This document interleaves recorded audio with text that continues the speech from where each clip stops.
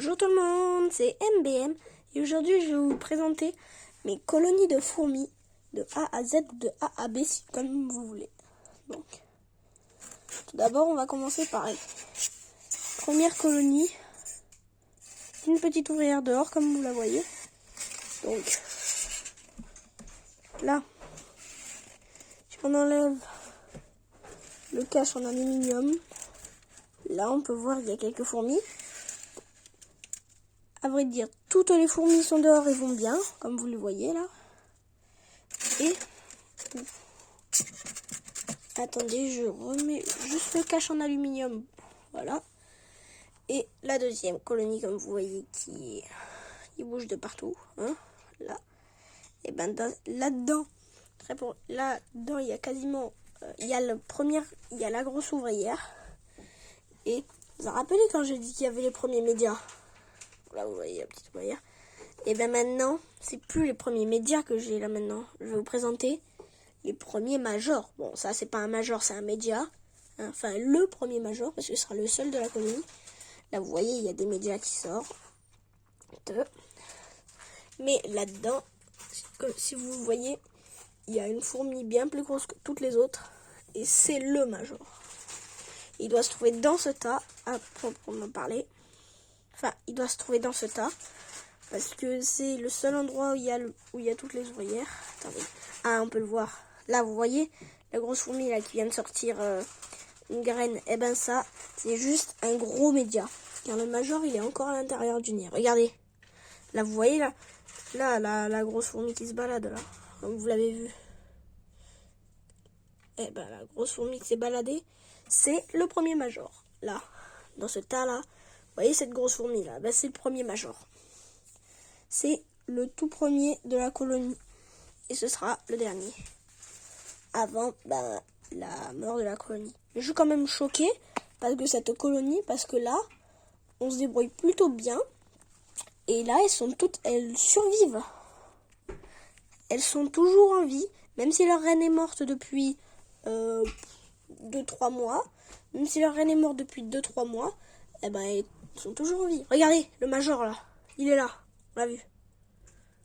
Vous avez vu la grosse fourmi dans le tube? Bah, c'était le premier major. C'était le plus gros de la colonie. Là, c'est le protecteur. S'il meurt, toute la colonie est condamnée. Là, comme vous voyez, il y a eu une comparaison des fourmis plus grosses parce que là, il y avait une ouvrière, une grosse ouvrière et un média.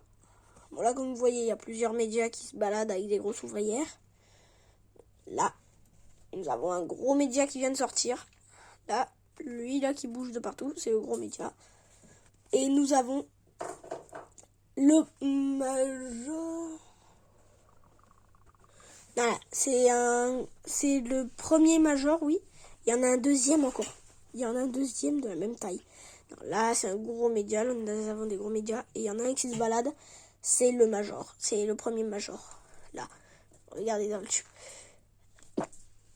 Vous l'avez vu passer, c'est le major. Excusez-moi. Donc là, vous voyez, il y a plusieurs ouvrières qui partent. Là, une petite ouvrière. C'est une grosse ouvrière. Et il y a un major. Oula, il est très stressé là. Ah bah oui, il est en mode alerte. Et là, on leur donne des graines. Oui. Certes, on leur donne des graines. Mais aussi, on leur donne des insectes, comme par exemple des mites. On leur donne toutes sortes d'insectes, comme des mites. Et ben, elles se débrouillent plutôt bien. Hein, parce que hier, j'en ai donné une. Elles étaient en train de la massacrer. Une ouvrière l'a repérée. Et là, et après, un média est venu et il a calmé l'histoire. Hein. Et si un major revient, si à un moment, les majors étaient venus, eh ben, il aurait calmé totalement l'histoire parce que la mythe a été toujours vivante. Là-dedans, même si c'est toujours bouché, il y a des déchets. Là, ça fait quelques temps que j'ai nettoyé. Et il y a autant de déchets qu'avant. Enfin, pratiquement. Donc là, comme vous voyez, la petite ouvrière qui transporte une graine. C'est toujours mignon de les voir transporter des graines, les fourmis. Surtout vu que c'est des Messor barbarus, une espèce granivore, et ben c'est sympa de les voir. Mais par contre, attention, elles ont le stress facile, genre le moindre faux pas, genre le moindre bruit les stresse. Comme là, je vous parle, elles commencent à se calmer, oui, parce qu'elles comprennent que je suis là pour les filmer sûrement. Là, comme vous voyez, là, dans l'aire de chasse, ça commence à se calmer. Les ouvrières sont plus lentes. Et pareil dans le nid, ça commence à se stabiliser. La grosse tache arrête de bouger. Il y a quelques ouvrières quand même qui sont un petit peu paniquées, oui. Ah, nous avons un major à suspendu. Et ben, c'était une petite présentation. Et c'était pour vous dire que j'ai eu les premiers majors quand même. Ça m'est jamais arrivé dans les Lasus Niger. Dans les Lasus Niger, j'avais rien chez les Lasus Niger. Ouais, ça, c'était ma toute première colonie de fourmis. C'était des Lasus Niger. La première, what? La reine est morte. Toute la colonie a disparu. Toute la colonie était condamnée. Elle n'a pas survécu, malheureusement, parce que je ne me suis pas occupée. La deuxième colonie, là, la première colonie de Messor barbarus, celle du fond, elle se porte bien, même s'il reste pas beaucoup d'ouvrières. Un petit peu la galère. Hein. Et dans la deuxième colonie, donc la plus grande, celle que vous voyez là dans le nid de Esthétique Ant et dans Tenko et Fourmiculture, et ben elles ont l'air de s'y plaire déjà, mais ce que j'ai oublié de dire à mon père et qu'on a fait, qui a stressé la reine et qui l'a tuée, et ben on aurait pu faire un déménagement en douceur, parce que vous voyez le bouchon, et ben là il y avait eu, là dans un tube, pas celui-là, il y avait un tube, il y avait du coton comme ça, et il y avait ça, ce petit tube.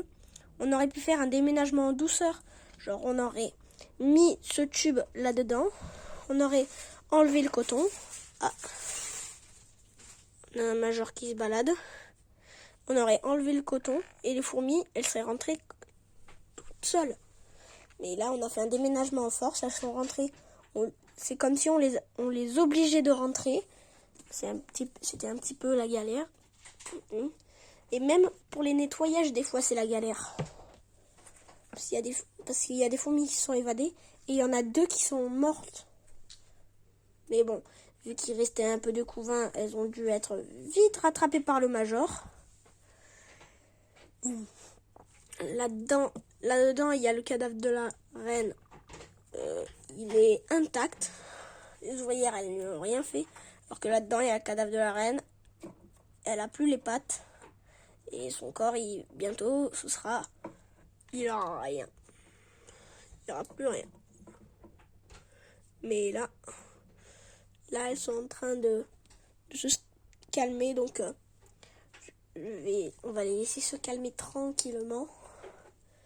Et pendant ce temps, je peux vous présenter d'autres créatures qui ne stressent pas.